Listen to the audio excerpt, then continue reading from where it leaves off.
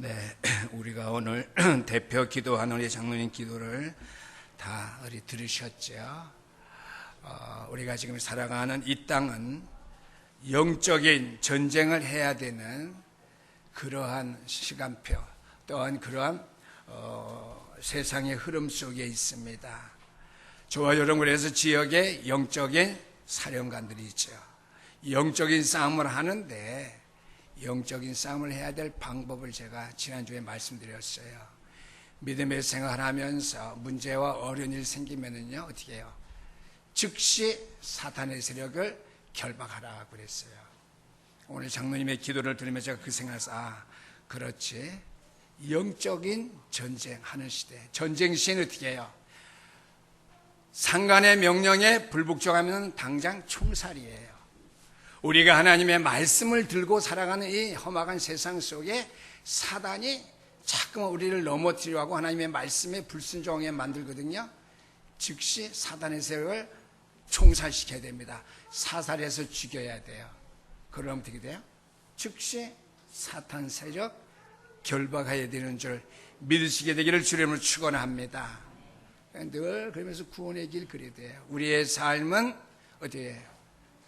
구원받은 백성의 삶, 구원의 여정이거든요. 언약의 여정, 바로 구원받은 삶, 백성들의 구원의 여정이에요. 언약의 여정은.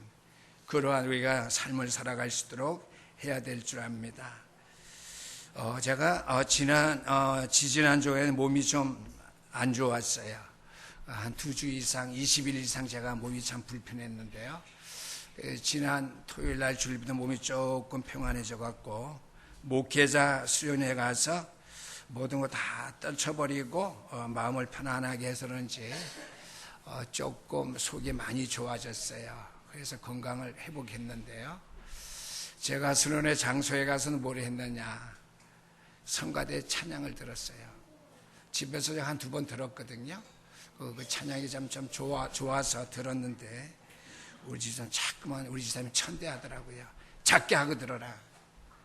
작게 하고 들으면 들은 것 같지 않은데 귀에다 꽂고 들으래요. 나는 자꾸만 귀에 들으면 난청이 될까봐 이제 나이도 먹고 하니까 그냥 크게 듣고 싶은데, 그래서 1시 넘어서 위에서 밥 먹을 때도 밥 먹고 틀어놓고 밖에 나와서 커피 마시면서, 숙소에 가서도 대면 콘도가 델핀으로 바뀌었더라고요.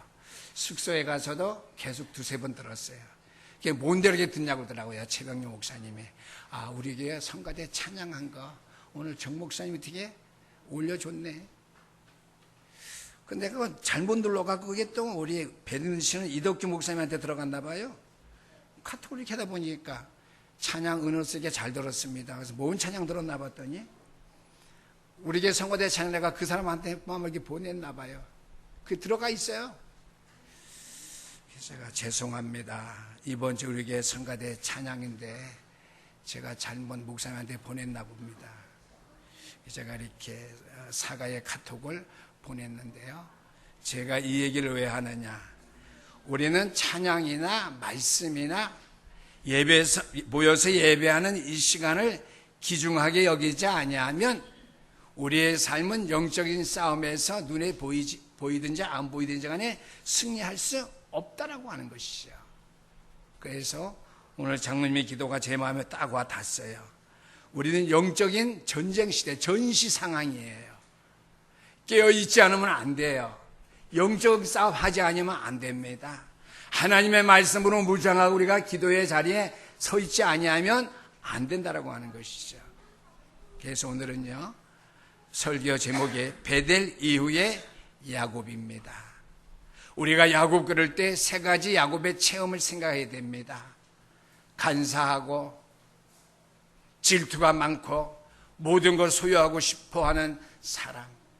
그래서 목적은 바르지만은 수단 방법이 나빴던 야곱.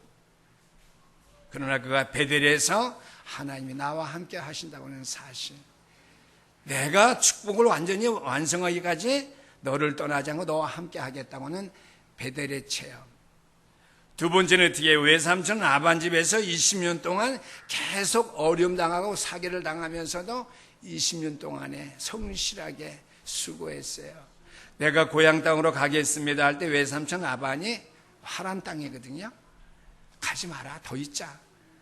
내가 하나님이 너와 함께 하셔서 복 주신 것을 내가 보게 됐다, 알게 됐다. 외삼촌의 간증신앙 고백이죠. 하란에서의 체험. 마지막으로 그러지만 인간의 연약성 때문에 고향 땅으로 돌아오면서 형의 칼날을 피해서 재물과 식수를 다 나눠서 나루토를 보내면서 마지막 약복강 나루토에서 주의 천사와 싸우다가 어떻게 해요? 하나님을 만났죠, 다시. 그래서 거기서 부니엘에서의 사건인데요. 부니엘에서 체험이에요. 부니엘에서 체험 그러면 약복강 나루가에서 한두 뼈가 어긋난 그 사건. 우리가 기억하면 될 줄 압니다. 오늘은 야곱에 대한 말씀의 결론이죠. 베델의 사건 이후의 야곱이죠. 이러한 하나님의 이름 축복받았죠. 내 이름은 다시는 간사한 네 멋대로 사는 야곱이 아니라 이스라엘이라 하라. 그러면서 불구하고 어떻게 해요? 숫곳에 이르러서 장막을 짓고 가축대를 기르려고 자기의 삶을 거기에다가 육신적인 것에 투자하려고 했을 때 딸 디나의 강간 사건을 통해서 하나님의 음성을 다시 듣게 됩니다. 베델로 올라가라. 거기 거주하면서 그랬습니다. 그렇죠? 거주하면서 하나님 앞에 예배라고 하는 말씀이 되겠습니다. 우리가 오늘 이 말씀을 보면서요, 베델로 다시 야곱이 올라가서 하나님의 제단 쌓고 그것의 삶을 시작했지만은요, 일평생 그의 삶이 변화되지 아니하고 바뀌지 아니했는데 과연 야곱이라고 하는 믿음의 사람이 변화될 수 있을까? 이 땅에 많은 인간들이 있는데 이 사람들이 정말 예수 그리스도 앞에 나와서 믿음의 생활하면 변화될 수 있을까? 라고 하는 것을 우리가 한번 생각해 봐야 될 줄 믿습니다. 그래서 오늘 이 질문의 답을 찾기 위해서 이기적이었던 사람, 탐욕이 많았던 사람, 양보를 몰랐던 사람, 수단 방법을 가리지 아니하고 야심만만했던 사람, 야곱, 속이고 사기당하고 도피했던 야곱의 마지막을 우리가 조명해 보면서 그가 어떻게 변화되었는가 하는 것에 우리가 집중 조명을 우리가 받아서 우리가 그의 삶을 우리도 회복할 수 있게 되기를 주의 이름으로 축원합니다. 말씀의 결론을 드린다면 그는 분명히 변화되었습니다. 야곱은요. 그러면 어떻게 그가 변화되었습니까? 하나님의 은혜입니다. 오늘 첫 번째 말씀의 제목은요, 베델 이후의 야곱은 어떻게 변화되었는가? 첫 번째는 자족하는 사람으로, 그렇죠? 욕심 부리지 아니하고 하나님이 주시는 그 은혜 속에 감사하며 만족해 살아갈 수 있는 자족하는 사람으로 그는 야곱은 변화되었다고 하는 것이죠. 자족하는 사람으로 야곱은 변화되었습니다. 이스라엘 땅에 기근이 들었습니다. 야곱이 이제 자기 아들들을 모아놓고 얘기합니다. 얘들아, 애굽 땅에는 곡식이 넉넉하고 풍성하다고 하는데 내가 그런 소문을 들어서 오늘 너희가 이제 기근이 들어서 다 죽게 되었으니까 애굽 땅에 가서 곡식을 좀 사오라. 애굽 땅에 이제 자기 자녀들을 보내려고 합니다. 그러면서 명령하는 장면이 나와요. 오늘 우리가 창세기 35장 베델로 올라가는 말씀을 읽었지만은요, 창세기 43장 1절 2절 말씀에 보니까 그 땅에 기근이 심하고 그랬습니다. 그들이 애굽에서 가져온 곡식을 다 먹음에 그 아버지가 그들에게 이르되 다시 가서 우리를 위하여 양식을 조금 사오라 그랬습니다. 애굽 땅에 풍년이던 소식을 듣고 곡식을 사서 이미 먹었는데 기근이 심하기 때문에 곡식을 해결할 기미가 안 보이니까 다시 2차로 아들들을 애굽 땅으로 보내게 되는데, 다시 가서 우리를 위하여 양식을 사오되 조금 사오라 그랬습니다. 아들들에게 보내면서 야곱이 말한 말, 자녀들에게 분부한 명령이 있지요. 첫 번째 창세기 43장 1절에서 2절까지 말씀인데요. 양식을 조금만 사라. 우리가 이때껏 알고 있는 야곱의 삶의 모습이라고 말할 수 없지요. 그렇죠? 부자인데, 가축이 많은데 팔아서, 식구가 많은데 넉넉히 먹을 수 있도록 욕심 많은 야곱의 성품에 곡식을 풍성하게 많이 사와라 그랬을 텐데, 어떻게 해요? 오늘 말씀해 보니까 양식을 조금만 사라 그랬습니다.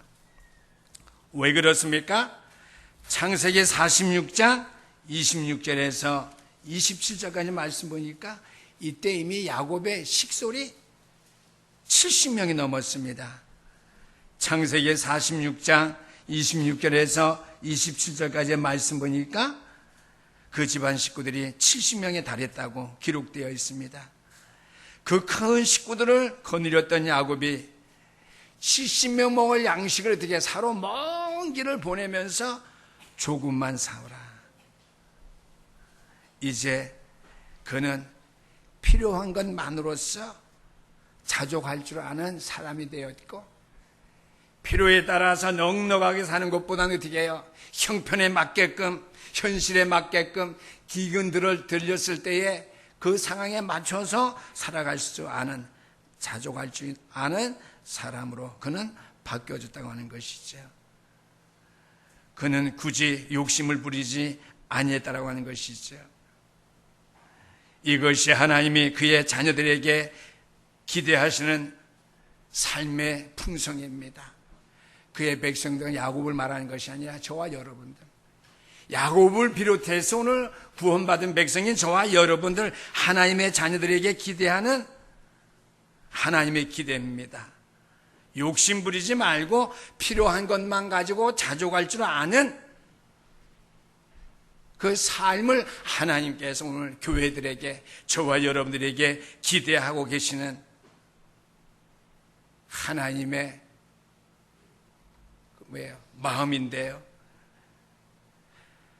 기대하시는 삶의 풍성이에요. 있는 것 가지고 족하게 사는 것이 그리스도 예수 안에 있는 너희들에게 그게 바로 풍족이다. 그것이 바로 구원받은 백성의 참된 모습이다. 그렇죠? 자족하는 마음속에 믿음을 가지고 하나님 앞에 사는 생활, 그것이 우리의 삶의 풍성한 삶이에요. 주의 백성들로서의 그 백성됨의 참 인간됨의 모습이라고 하는 것을 우리에게 말씀해 주고 있죠.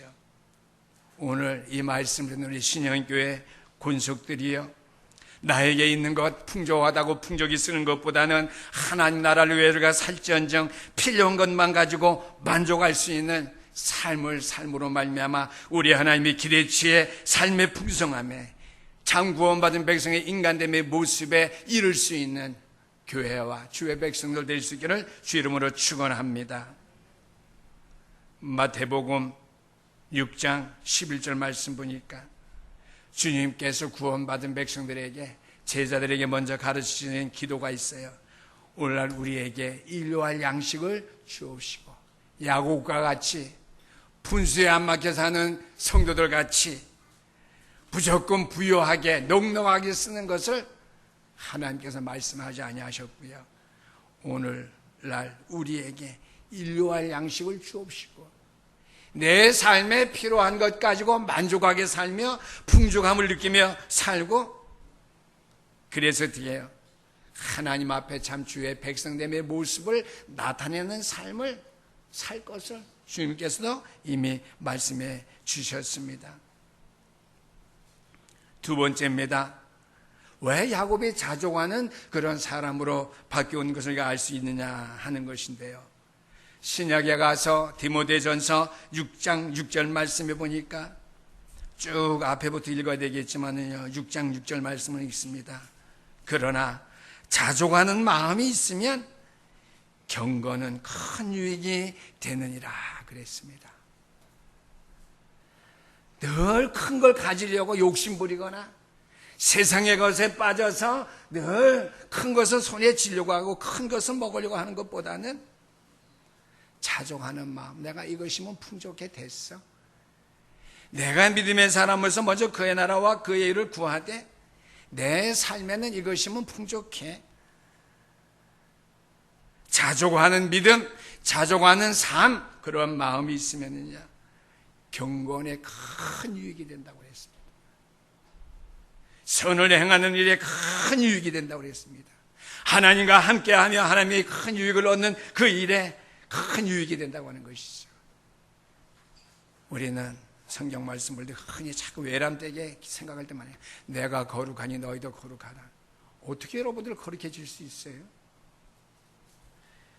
자족하는 마음이 있을 때 거룩함의 경건에 도달하는 우리의 발걸음, 하나님의 거룩하심과 그 온전함에 이룰 수 있는 그 발걸음이 되는 거예요. 자족하는 마음들.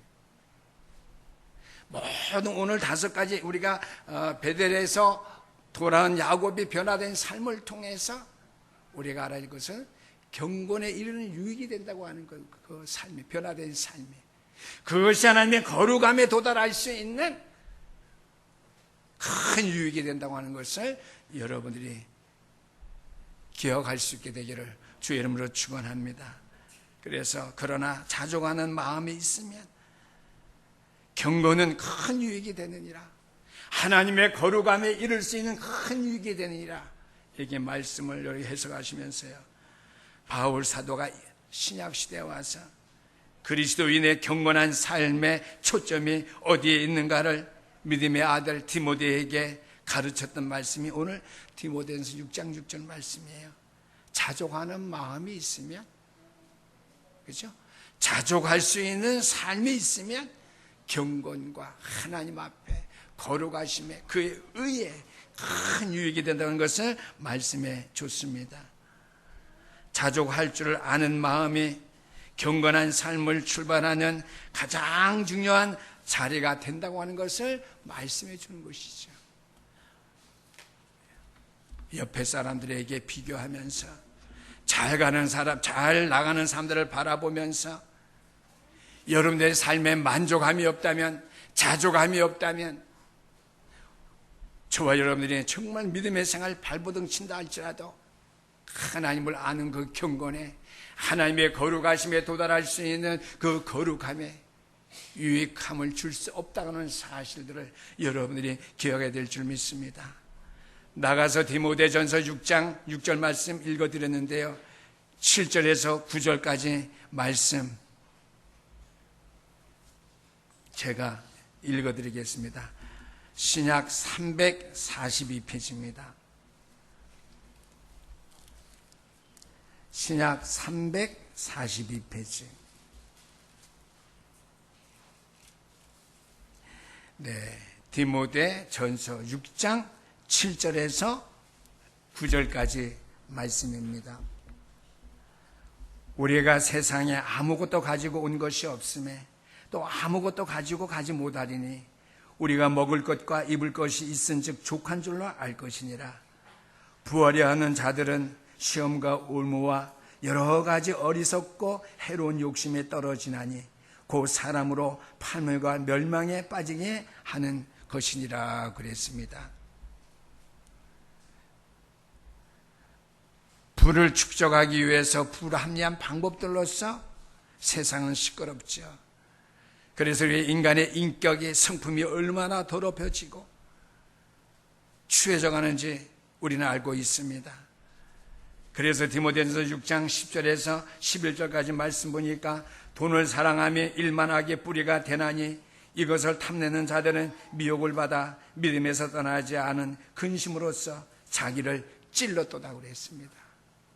저는 이전에 돈을 사랑하며 일만하게 뿌리가 된다, 돈을 적당히 가져야 되고 적당히 복음을 위해서, 교회를 위해서, 또 구원받는 백성의 삶을 위해서 사랑하는 것도 좋지 않으려니 이런 생각 조금 속으로 해봤어요. 솔직히 목사지만은요. 근데 오늘 말씀해 보니까 우리의 믿음의 생활 근본, 경건에 유익을 주고 거룩함에 유익을 주고 하나님의 온전하심에도 유익을 주는 것, 자족할 수 있는 마음 가운데 이 돈을 어떻게 적용시켜 볼 때에 이것이 우리의 마음을 찔른다고 그랬어요. 디모데전서 6장 10절 말씀. 그래서 11절 말씀해 보니까 오직 너 하나님의 사람아 이것들을 피하고 의와 경건과 믿음과 사랑과 인내와 온유함을 따르며 그랬습니다. 그렇죠? 자족할 수 있는 마음을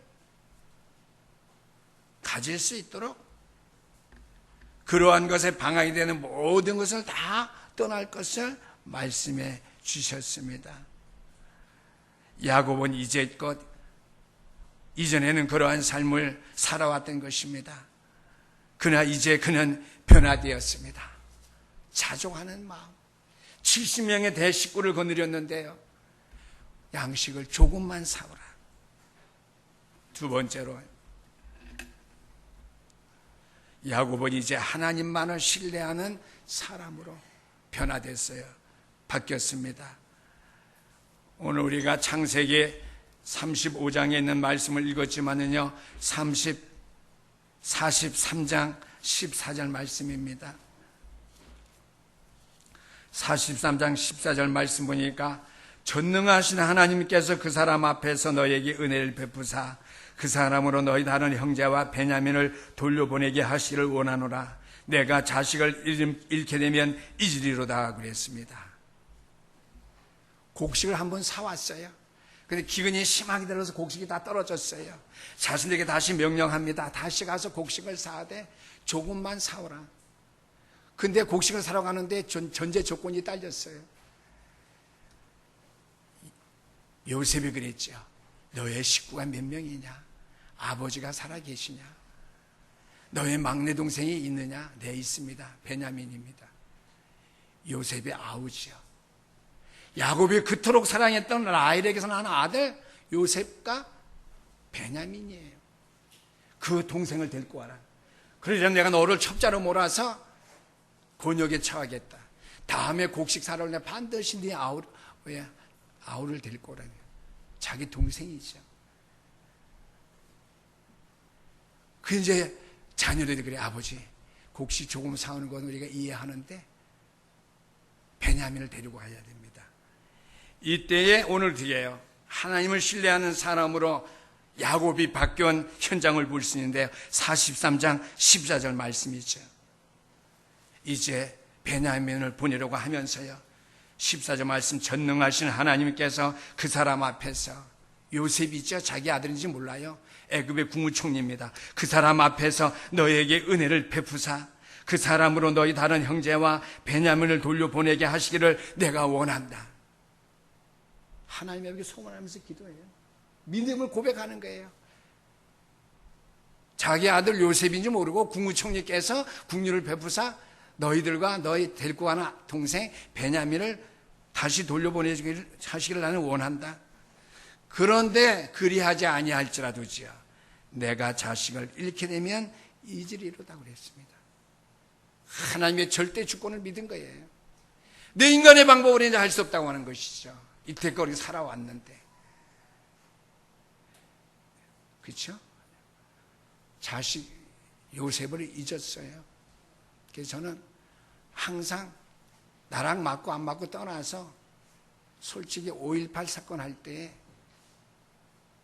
누가 맞고 틀리고 떠나서 그 수많은 자식들을 잃은 부모님의 마음의 상처가 얼마나 클까. 저는 제가 직접 체험 못했지만 저는 굉장히 깊이 체험하고 있는 사람이에요. 왜요? 저희 어머님이 평생 그러셨어요. 죽은 자식은 잊어버리는데, 죽은 남편은 잊어버리는데 땅에 묻는데, 살아서 생사복을 모르는 자식은 가슴에 묻고 있대요. 우리 어머님이 큰아들을 마음에 가슴에 묻고 사셨거든요. 그렇죠? 그걸 저는 항상 평생 들어왔기 때문에 5.18 사건 유족들에게 그 상처는 저는 굉장히 저도 가슴 아프게 생각해요. 그렇죠? 여러분들의 자녀 하나 원치 않는 일을 이렇게 잊었다가 한번 생각해 보세요. 행방불명이 되다 한번 생각해 보세요. 살아갈 수 없어요, 인생. 복음 때문에 살아가고 있지만은요, 그래도 살 수는 있어요, 복음 때문에. 세상 사람들은 살 수가 없어요. 근데 이제 야곱이 바뀐 거 봐요. 내가 자식을 잃으면 잃으리로다. 요셉을 잃었는데요, 라헬에게서 낳은 아들 라헬을 죽었잖아요. 베냐민조차라도 내가 잊으면 잊으리로다. 그러나 야곱의 전생에 볼 것 같으면 성경 전체에 전능하신 하나님이란 말을 처음 써요. 베델에 올라가서 내가 하나님 여기에서 내가 알았다 고백하지만은요, 전능하신 하나님, 그렇죠? 전능하사 천지를 창조하신 하나님 아버지를 내가 믿사오며, 이 신앙 고백할 때는 그냥 평범하게 하지 마세요. 저는 창성기업에서 항상 이야기 밖에 나갈 때 사도신경 고백하는 것 굉장히 큰 여러분의 믿음의 고백이에요. 그래서 주일 일찍 와서요, 준비 찬양하시고요, 신앙 고백할 때요, 전능하사 천지를 창조하신 하나님 아버지를 내가 믿사오며. 저는 교회에서 할 때보다 죄송하지만 창성교회에서 아침 예배 드릴 때 진실하게 고백되어져. 왜? 거기는 우리보다 믿음의 수준이 조금 퀄리티가 조금 덜 하니까. 거기서는 제가 진실되게 간구해요. 그렇지만 제가 거기서 말씀을 전할 수 없으니까. 정말 간절한 마음으로 해요. 오늘 보니까 야곱이 전능하신 하나님이라고 하는 말 처음으로 고백하면서요, 내가 자식을 잃게 되면 잊으리로다. 그 앞에 중요한 전능하신 하나님 앞에서요. 이것이 야곱답습니까? 자식을 쉽게 포기한다니요. 재물을 가지고 형 집으로 고향으로 귀국할 때에도요, 재물 한 떼를 앞에 보내 두 떼, 세 떼를 먼저 보내고요, 몸종과 그다음에 다른 자식들을 먼저 보내면서 라헬과 베냐민 제일 늦게 보냈는데요,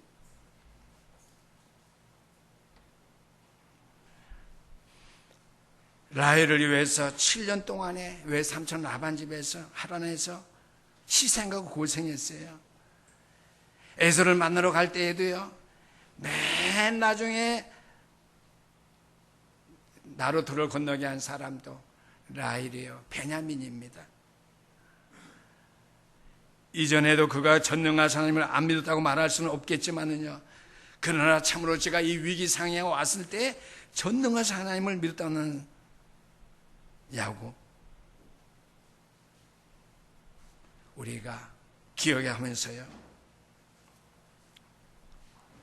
그 야곱의 신앙의 그 행위가 중요한 것이 아니라 행함 있는 믿음이 중요한 거예요. 여러분은 간혹 착각해요. 내가 열심히 행하면 하나님의 축복받겠다. 아니에요.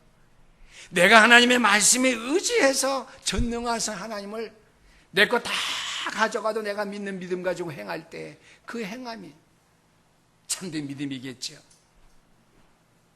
오늘 야곱의 믿음이 그러한 믿음이었어요.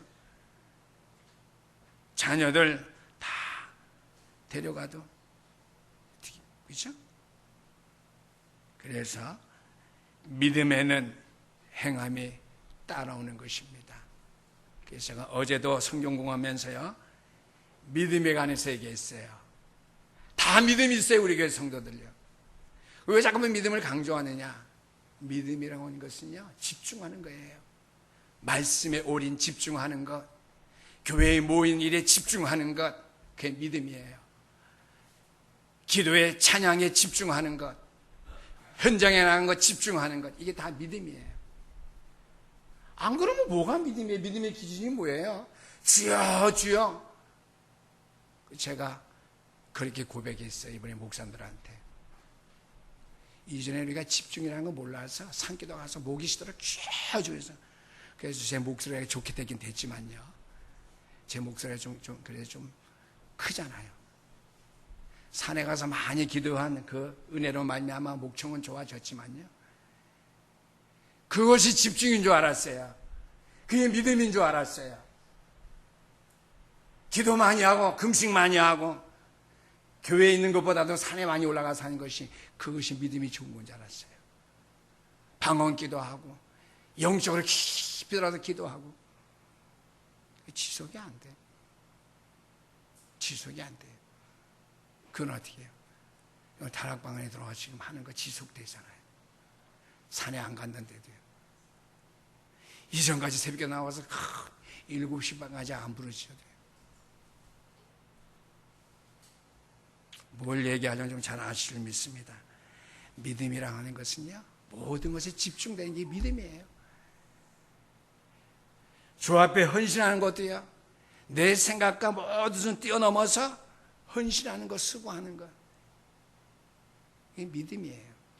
그래서 어제 그렇게 얘기를 했어요. 우리 어제 저랑 말씀을 드렸는데, 믿음이 뭐냐? 집중하는 거예요. 모든 것에 집중하는 게 믿음이에요. 그 집중하는 믿음의 결과로 헌신하고 주 앞에 수고하는 것, 이것이 어떻게 해요? 행함 있는 믿음이에요. 행하는 믿음이가 막 행하니까 믿음이 있다, 그게 아니에요. 믿음에 집중하기 때문에 행함이 따라오는 거예요. 그게 행함 있는 믿음입니다. 행함이 먼저가 아니고 믿음에 집중해서 하나님 앞에 집중했기 때문에 하나님 앞에 가까이 가고요. 그 구원의 길 늘 해야 돼요. 왜요? 집중해야 되니까. 하나님과 가까이 해야 되니까. 늘 우리의 믿음이 어떻게 해요? 평준화가 되어야 되니까. 그렇죠? 여러분들 마음대로 살다가, 병들면 돈 많으면 병원, 의료보험도 싼데 병원에 고치면 되지, 그럽니까? 아니잖아요. 몸 조심하잖아요. 저는 크게 안 아프고 이번 20일 이상 30일 가까이 배탈 나갖고 이렇게 하긴 처음이에요. 아니죠. 우리 믿음의 생활도 마찬가지입니다. 그래서 행함 보고 믿음 있다고 하지 않고요, 믿음의 행함이 따라오는 것 보고 어떻게 해요? 믿음 있다고 말하는 거예요. 세 번째입니다. 영적 통찰력을 가진 사람으로 야곱은 변했습니다. 창세기 48장 17절에서 19절까지 말씀입니다. 요셉이 그 아버지가 오른손을 에브람 머리에 얹은 것을 보고 기뻐하지 아니하며 아버지의 손을 들어 에브람의 머리에서 므낫세의 머리로 옮겨가자 하여. 아버지가 오른손을 넣어서 만아들의 머리에다가 축복해야 되는데, 아버지가 어떻게 해요? 두 번째 손자에다가 오른손을 어긋나기를 기도한단 말이에요. 그래 요셉이 불편했어요, 마음이. 아버지가 왜 저럴까? 연세가 들어서 늙으셔갖고 눈이 어두워졌다고 그랬더니 그래서 그런가 보다. 그래서 손을 들어서 바꾸려고 그랬어요. 아버지, 여기가 큰아들입니다. 근데 야곱이 말합니다. 아들아, 나도 안다. 오늘 한번 따라해 보실래요? 아들아, 나도 안다. 시작. 더 크게요. 시작. 네. 야곱이 영적인 통찰력을 가진 거예요. 눈이 어두워서 잘 구별 못하는데 분명히 첫째 아들, 둘째 아들 이렇게 데려다 놨는데 이렇게 기도해야 되는데 둘째 아들에다가 축복 기도한단 말이죠. 요셉이 어떻게 해요? 마음이 불편했어요. 그래서 아버지 틀렸습니다 하고 바꾸니까 야곱이 한 말이에요. 아들아, 요셉이 한 말이죠. 나도 안다. 젊어서는 목적 달성만을 위해서 눈먼 인생을 살았던 야곱인데요. 오늘 창세기 48장 10절 말씀 보니까 이스라엘의 눈이 나이로 말미암아 어두워져 보이지 못하더라고 했습니다.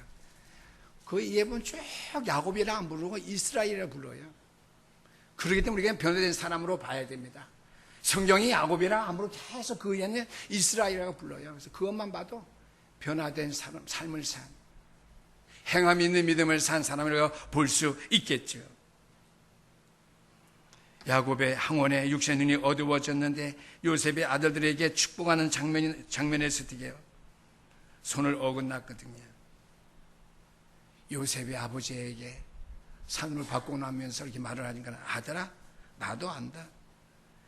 여기서 안다고 하는 것은요, 내가 눈이 이렇게 어둡다고 네가 날 무시하느냐, 나도 안다, 그 말이 아니에요. 여기에서 안다고 하는 말은요, 하나님의 뜻을 안다고 하는 선언이에요. 하나님의 뜻은 맏아들에게 하는 것이 맞지만은 아니에요. 통찰력을 가졌죠. 그렇죠? 우리가 보통 맏아들에게 하잖아요. 이스라엘 장자 축복권이 있잖아요. 근데 똑같이 뒤에 야곱이 에서에게 장자권을 뺏었는데 야곱에게서 그렇게 해요. 아니, 요셉에게서 그렇게 해요. 첫째 아들에게 손 안 얹고 나도 안다. 그 말은 뭐예요? 하나님의 역사 안다. 하나님의 뜻 안다. 내가 하나님의 네 뜻, 내 본래 인간의 뜻은 이거지만 하나님의 뜻은 이거다. 그래서 고린도후서 두 번째입니다. 4장 16절 말씀 보니까 겉사람은 후패하나 우리의 속은 날로 새롭다고 고백했던 바울 사도의 고백과도 같습니다. 여기에 야곱의 유언적인 축복이 있죠.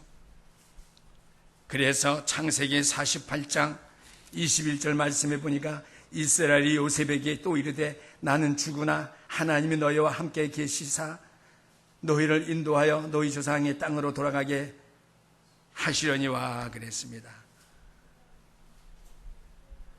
요셉은 애굽 땅에서 와서 출세를 했습니다.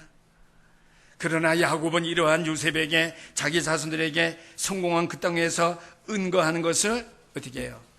기쁘게 생각하지 않습니다. 그것은 고향이기 때문에 고향으로 반드시 돌아가야 된다라고 하는 고집이 아닙니다. 하나님의 뜻은 출세했다고 해서 애굽에 너희들이 있어야 되는 것이 아니라 하나님의 분명한 뜻은 너희들이 어떻게 해요? 가나안 땅에, 예루살렘에, 시온에 있어야 된다는 것이죠. 오늘 중요한 단어는 시온입니다. 하나님의 약속은 그 땅에서 이루어져야 한다고 하는 것이죠. 시온에서요. 야곱이 이 말을 한 것은요, 이러한 우리 하나님의 뜻을 알았기 때문입니다. 자손들의 삶 속에서 단순히 편안하게 살기를 원치 아니했고요, 주의 뜻대로 살기를 원했다라고 하는 것이죠. 애굽에서 출세한 그런 편안한 삶을 할지라도 나중에 어떻게 될지 모르거든요. 그러나 지금은 조금 그것보다도 불편한 삶일지 모르지만 시온으로 가기를 원한다. 오늘 창세기 48장 10절 말씀이 중요합니다. 그래서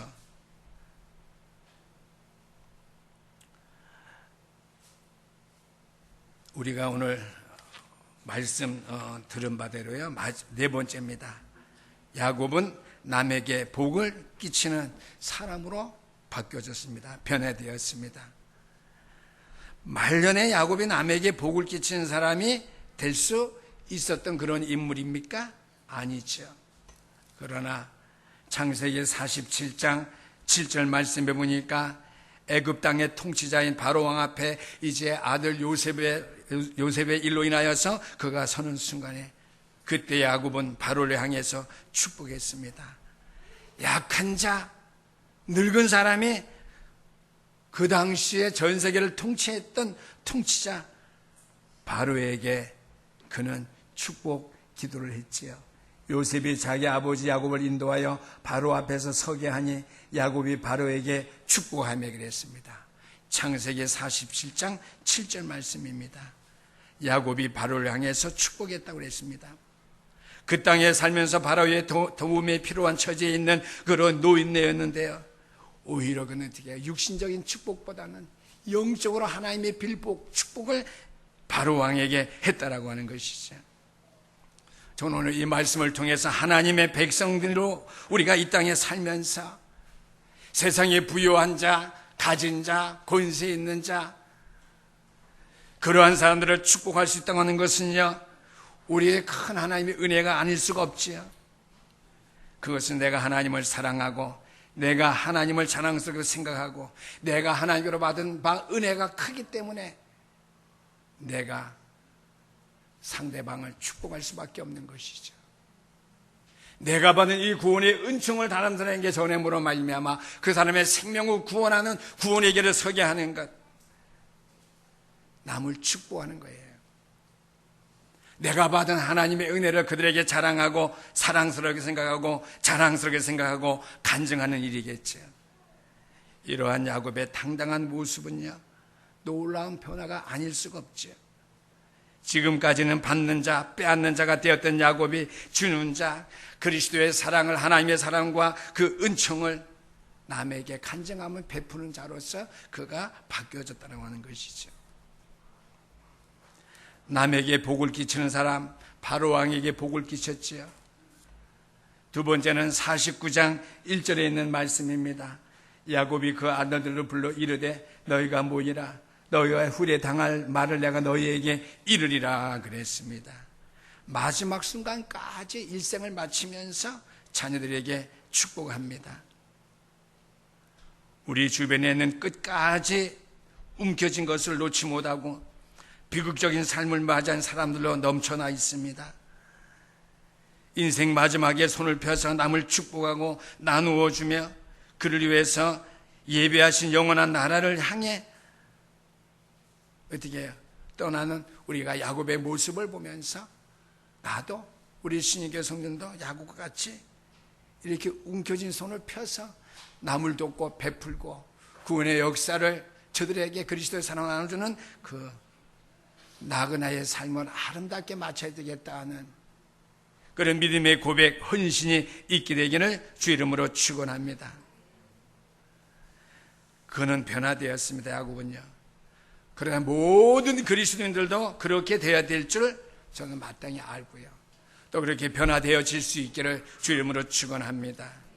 마지막 5번째입니다. 하나님을 예배하는 사람으로 야곱은 바뀌었습니다. 변화되었습니다. 야곱의 삶에 변화된 마지막 모습은요, 그가 하나님을 예배하는 사람이 되었다고 하는 사실이죠. 창세기 46장 1절의 말씀입니다. 이스라엘이 모든 소를 이끌고 떠나 분야에 이르러 그의 아버지 이삭이 하나님께 희생의 제사를 드리니 그랬습니다. 이것은요, 어떤 문맥과 연관이 있는 말씀입니까? 창세기 45장 28절, 46장 1절 바로 앞이에요. 이스라엘이 이르되 조카도다. 내 아들 요셉이 지금까지 살아있으니 내가 죽기 전에 그를 보리라 하니라. 이제 아들 요셉이 살아있다는 소식을 듣고 아버지를 초청했기 때문에 아들을 만나러 가는 길이에요. 45장 28절 마지막 절에. 근데 그 길을 떠나면서 46장 1절 말씀해 보니까 어떻게 해요? 하나님 앞에 제단을 쌓고 예배하면서 희생의 제사를 드립니다.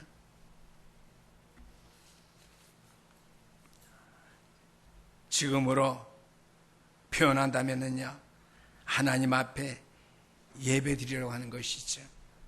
예배의 성공자의 모습으로 야곱이 바뀌어졌다고 하는 것이죠. 얼마나 하나님에 감사했겠어요. 희생의 제사를 드립니다. 얼마나 하나님의 사랑에 감사했겠어요. 하나님 앞에 희생의 제사를 드립니다. 얼마나 마음이 조급해서 평생 가슴에 묻었던 생사를 알 수 없는 아들인데 살았다고 그랬는데요. 예배가 어디 있어요? 저 같으면요, 달려가지요. 비행기 티켓을 어떻게 급행 비행기 티켓을 끊고라도 갔을 텐데요. 머나만 먼 길을 가야 되는데요. 야곱은 하나님 앞에 먼저 희생의 제사 예배를 드렸다고 하는 것이죠. 가슴에 묻고 살았던 요셉이 살아있다니 빨리 가서 만나야 되겠다가 아니라 하나님 앞에 희생의 제사를 드리고 요셉을 만나러 떠나는 야곱을 우리가 생각해 보면서요, 우리가 인생의 모든 삶의 문제에 있어서 어떻게 해요? 어떠한 감사와 어떤 어려움과 어떤 문제와 편안함이 있든지 간에 여러분이 하나님의 예배하는 그 일의 시작을 잃어버리지 않게 되기를 주의 이름으로 축원합니다. 결론의 말씀입니다. 히브리서 11장 믿음장이죠. 21절입니다. 믿음으로 야곱은 죽을 때에 요셉의 각 아들들에게 축복하고 그 지팡이 머리에 의지하여 경배하였으며 그랬습니다. 일평생 자신의 삶을 인도하신 그 지팡이 하나님의 그 능하신 손 앞에 경배했다고 그랬습니다. 또한 시편 146편 6절 말씀 보니까 야곱의 하나님을 자기 도움으로 삼으며 여호와 자기 하나님께 자기의 소망을 두는 자는 복이 있도다 그랬습니다. 저는요, 아브라함의 하나님 믿음의 조상이잖아요. 이삭의 하나님 순종의 제사를 하나님에 드렸던 생명을 희생을 드렸던 이삭이잖아요. 이삭의 하나님은 이해할 수 있어요. 근데 이전까지는 야곱의 하나님 이해 못했어요. 어떻게 야곱의 하나님을 내가 부를 수 있을까? 성경 말씀이니까 저는 설교했을 뿐이에요, 솔직히. 오늘 이 설교를 하면서 준비하면서 성경 말씀 그냥 아브라함의 하나님, 이삭의 하나님, 야곱의 하나님이 있는 것이 아니구나. 내가 말씀을 알지 못해서 그랬구나. 야곱의 하나님을 자기의 도움으로 삼으며 그리고 소망을 두는 자는 복이 있다고 그랬습니다. 야곱의 하나님은 잘 이해 안 됐었습니다. 이번에 인간 야곱, 욕망, 탐욕 많은 야곱, 이런 야곱을 이런 어떻게 하나? 하나님께서는 그러한 야곱을 변화시키셨어요. 야곱의 하나님으로 자기의 도움을 삼으며 그랬습니다. 이러한 야곱의 하나님이 여러분의 하나님이 될 수 있기를 주의 이름으로 축복합니다.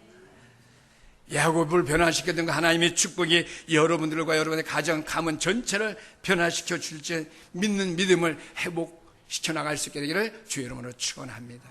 그래서 이제는 아브라함의 하나님은 찾지 말고요, 이삭의 하나님 잘 순종도 못하면서 찾지 마시고요, 믿음은 별로 없는데 아브라함의 하나님 찾지 마시고요, 앞으로는 제가 농담 반 섞였습니다. 야곱의 하나님을 많이 찾으세요. 아브라함의 하나님, 이삭의 하나님, 또한 야곱의 하나님, 나를 변화시키시고 가정과 교회를 변화시키셔서 이 시대의 사명 감당케 해주시옵소서. 기도하겠습니다. 우리 하나님 감사합니다. 오늘 우리가 언약의 말씀 속에 정말 아브라함의 하나님, 이삭의